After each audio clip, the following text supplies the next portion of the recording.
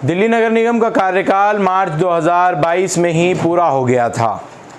2022 अप्रैल महीने में चुनाव होने थे। आखिरी वक्त पर जब दिल्ली के स्टेट इलेक्शन कमीशन की ओर से ऐलान किया जाने वाला था, प्रेस कॉन्फ्रेंस की जा रही थी चुनाव की तारीखों के ऐलान को लेकर, उस वक्त एक खत गृह मंत्रालय से जारी किया गया और उसमें कहा गया कि दिल्ली में डिलिमिटेशन किया जाएगा, जिसको मुख्य आधार बनाते हुए चुनावों को पोस्टपोन किया गया। और अब 6 महीने बाद दिल्ली में नगर निगम के चुनाव का बिगुल लगभग बज चुका है। परिसीमन किया जा चुका है। 272 वार्ड जो हुआ करते थे, अब उसको घटाकर 250 वार्ड गृह मंत्रालय की ओर से किए गए हैं। 250 वार्ड रहेंगे। 3 निगमों को 1 निगम कर दिया गया है। अब नगर निगम चुनाव जैसे ही करीब आए हैं, आपका भाई, आपका बेटा, आपका नेता तमाम गलियों में नज़र आने लगे हैं। हालांकि उन लोगों को काम नज़र नहीं आए, टूटी सड़कें, गड्ढे, तमाम चीज़ें हैं, तमाम मुद्दे हैं, वो शायद अभी तक नज़र नहीं आ रहे थे। लेकिन फ़िलहाल नगर निगम का चुनाव जो अंदाज़ा लगाया जा रहा है कि दिसंबर के दूसरे हफ्ते में किया जा सकता है। तमाम जो तैयारियां हैं नगर निगम चुनाव को लेकर बाद परिसीमन के, वो मुकम्मल की जा चुकी हैं। चाहे वो ऑफिसर्स की नियुक्ति हो या फिर क्षेत्रों को बांटना, डिलिमिटेशन के अंदर जो भी कुछ किया गया, उन तमाम कामों को फ़िलहाल पूरा कर लिया गया था। हाल ही में भी जो कुछ परिसीमन किया गया डिलिमिटेशन में, वार्डों को कुछ क्षेत्र बढ़ाए गए, कुछ क्षेत्रों को घटाया गया, उसको लेकर सुझाव मांगे गए थे, जिसमें लोगों ने आपत्तियां दर्ज कराई। और उसके बाद अब फाइनल जो क्षेत्रफल था या क्षेत्र जो थे, जो फाइनल होने थे परिसीमन को लेकर, वो अब पूरे तौर पर फाइनल किए जा चुके हैं और वो रिपोर्ट भी गृह मंत्रालय को भेजी जा चुकी है। उसकी तरफ से गृह मंत्रालय ने जवाब में जो भी कुछ तैयारियां थी उनको करने के आदेश जारी कर दिए गए हैं। दिल्ली में तकरीबन 56,000 ईवीएम से दिल्ली का नगर निगम चुनाव जो है वो मुकम्मल कराया जाएगा और कयास लगाए जा रहे हैं कि दीपावली के बाद दिल्ली में आचार संहिता लगा दी जाएगी और नगर निगम का चुनाव किया जाएगा। 42 सीटों को एससी रिजर्व किया गया है, जिसमें महिला और पुरुष दोनों ही हैं, और वहीं 50% महिला आरक्षित सीटों को कर दिया गया है। कई जगहों पर खासा जो है वो राजनीति, कई नेताओं की, कई लोगों की, उनकी अपेक्षाओं पर पूरी तरह से मानो कि पानी फिर गया हो, उनके सपनों पर पानी फिर गया हो। कि कुछ सीटें ऐसी हैं जो पहले से जनरल थी और वो अभी भी जनरल रहेंगी। कुछ सीटें वो हैं जिनको हाल ही में जो डिलिमिटेशन किया गया था उसमें कुछ जो चेंजेस किए गए थे वार्ड को लेके, कोई महिला आरक्षित कर दिया गया था या फिर आरक्षित कर दिया गया था एससी के लिए, वो तमाम चीज़ें अब देखने को इस नए परिसीमन में मिल रही हैं।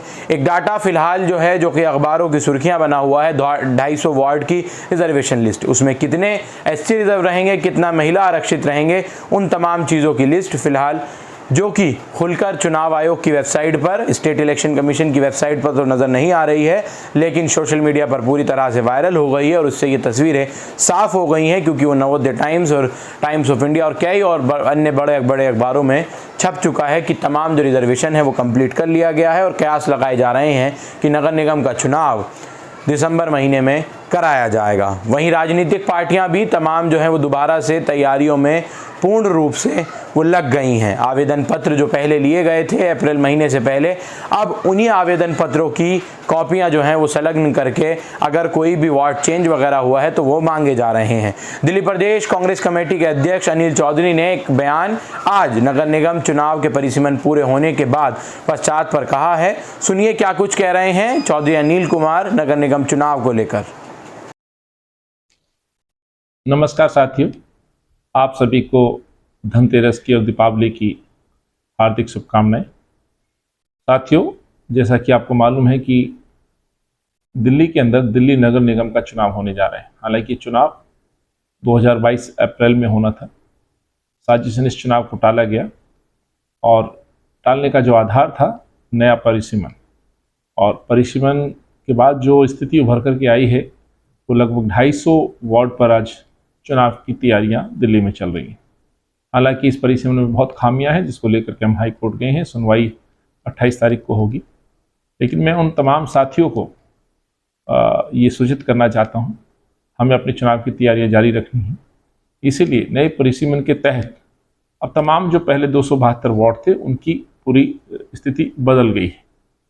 कुछ वार्ड जो रिजर्व थे शायद अब जनरल हैं, जो जनरल थे शायद रिजर्व हो गए। सभी के वार्ड संख्या बदल गई है बहुत सारे वार्ड्स के नाम भी बदल गए। 2022 और अप्रैल महीने में जब हमने एप्लीकेशंस चुनाव को लेकर के मांगी थी, आवेदन मांगे थे, मुझे खुशी है दिल्ली के कार्यकर्ताओं ने, कांग्रेस जन ने बहुत उम्मीदें जगाई थी और लगभग 1100 से ज़्यादा आवेदक दिल्ली कांग्रेस के कार्यालय में अपना आवेदन पत्र जमा करके गए थे। मैं आपसे यही सूचना देना चाहता हूँ, यदि किसी साथी को इस नए परिश्रम के तहत अपने आवेदन में कहीं कोई संशोधन करना है तो प्रदेश कार्यालय में आकर के संपर्क करें। यहाँ हमारे कंट्रोल रूम की टीम यहाँ बैठी है, आपके व्हाट्सएप पे भी वो फॉर्म आपको उपलब्ध रहेगा। अपने व्हाट्सएप से भी डाउनलोड कर सकते हैं, उसको फिल कर सकते हैं। दूसरा, जिला अध्यक्ष से भी आप वो फॉर्म कलेक्ट कर सकते हैं और यदि नहीं भी मिले तो आप अपने ऑफिस में डीपीसीसी के कार्यालय में आकर के जो भी साथी प्रत्याशी बनना चाहता है वो अपने फॉर्म में संशोधन कर ले। और जो साथी नए सिरे से यदि सोच रहे हैं, कुछ लोग यदि उस समय रह गए थे, तो उनको भी एक अवसर हम दे रहे हैं, वो 28 तारीख से पहले अपना आवेदन फॉर्म दिल्ली प्रदेश कांग्रेस कमेटी के कार्यालय में अवश्य जमा करा दें। धन्यवाद। जय हिंद।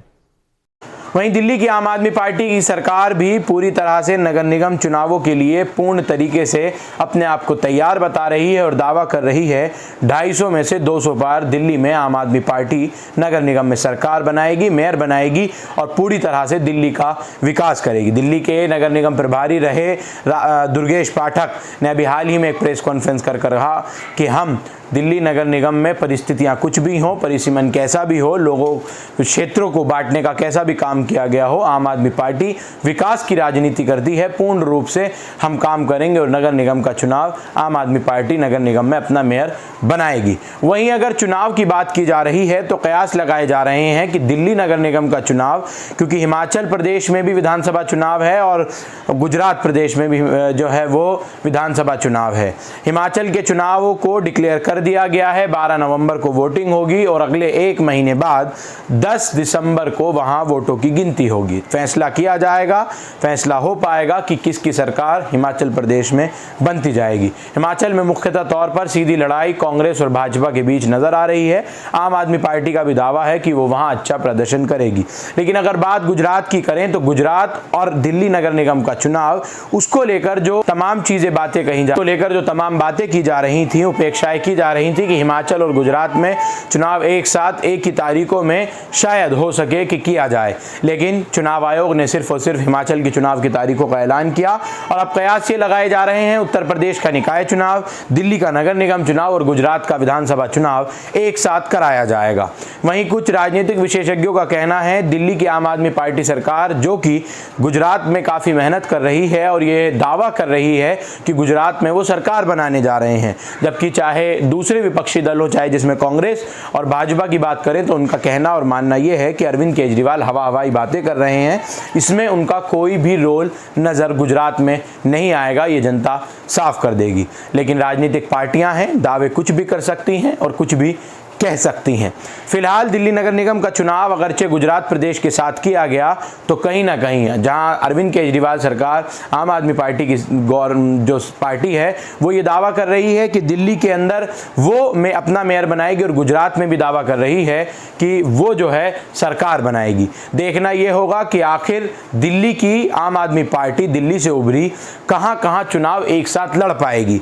क्या हिमाचल, क्या गुजरात और दिल्ली नगर निगम का चुनाव एक साथ वो लड़ पाएंगे, जबकि उनके कई नेता, मुख्य तौर पर बड़े नेता, उन पर लगातार आरोप लगाए जा रहे हैं, जेल भेजा जा रहा है। हाल ही में मनीष सिसोदिया के घर सीबीआई ईडी के छापे ये दर्शाते हैं और उनको जेल भेजने की प्रक्रिया की जा रही है, ऐसा आम आदमी पार्टी ही दावा कर रही है। और भाजपा और कांग्रेस लगातार कह रही है कि आखिर अभी तक मनीष सिसोदिया को जेल क्यों नहीं भेजा गया, जबकि दिल्ली के और पंजाब के हेल्थ मिनिस्टर पहले से ही जेल में बंद हैं। उन पर जो है वो कई भ्रष्टाचार के आरोपों के मामले चल रहे हैं, कई और लोगों पर जो है वो केस खोलने की बातें की जा रही हैं। और मानना ये है कि दिल्ली में जिस वक्त नगर निगम का चुनाव होगा और गुजरात में जो है वो विधानसभा का चुनाव चल रहा होगा, तो आखिर आम आदमी पार्टी वो कहां पर मुख्य तौर पर चुनाव लड़ पाएगी।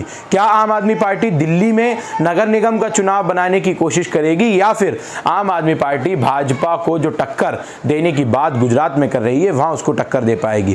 क्या ये सियासत इस तरह की तो नहीं हो रही है कि उनको उलझाने की कोशिश की जाए कि ना तो अरविंद केजरीवाल की पार्टी दिल्ली में काम कर पाए ना ही गुजरात में काम कर पाए? कुछ इस तरह की रणनीति शायद भाजपा नेताओं के दिमाग में चल रही होगी कि उनको जो है वो फंसाया जाए, एक राज्य तक उनको समेटा जाए। लेकिन ये तमाम चीज़ें उपेक्षा करना, बातों का सोचना, ये चुनावी नतीजे अपने आप में साबित कर देंगे कि कौन कितने पानी में है। लेकिन फिलहाल दिल्ली के नगर निगम चुनावों को लेकर एग्जिट पोल की शुरुआत की जा चुकी है, जो सर्वे हैं उनको शुरू किया जा चुका है और उसमें जो मुख्य तौर पर पसंद की जा रही है माइनॉरिटीज़ की सीटों पर जो चीज़ सीधे देखने को आ रही है उसमें कहीं ना कहीं कांग्रेस कहीं ना कहीं बहुत आगे नज़र आ रही है और वहीं अलग क्षेत्रों में कहीं आम आदमी पार्टी तो कहीं भाजपा बहुत मजबूती के साथ नज़र आ रही है। इन सर्वों से, इन दावों से अभी कुछ भी कहना बहुत ज़्यादा मुश्किल होगा। जैसे जैसे समय करीब आएगा तमाम चीज़ें क्लियर होती जाएंगी, लेकिन हमारी टीम भी पूरी तरह से ज़मीनी स्तर पर उतरकर हर एक वार्ड की एक एक रिपोर्ट हम आपको दिखाने की ज़रूर प्रयास करेंगे। और इन नगर निगम चुनाव हो या फिर हिमाचल प्रदेश का चुनाव हो या फिर गुजरात का चुनाव हो, कोशिश करेंगे कि वहां पहुंचकर भी ज़मीन पर क्या कुछ ग्राफ किस पार्टी का कितना बना है वो भी हम आपको दिखाने की ज़रूर प्रयास करेंगे। आप तमाम लोग हमारे साथ जुड़े, बहुत शुक्रिया। अब हम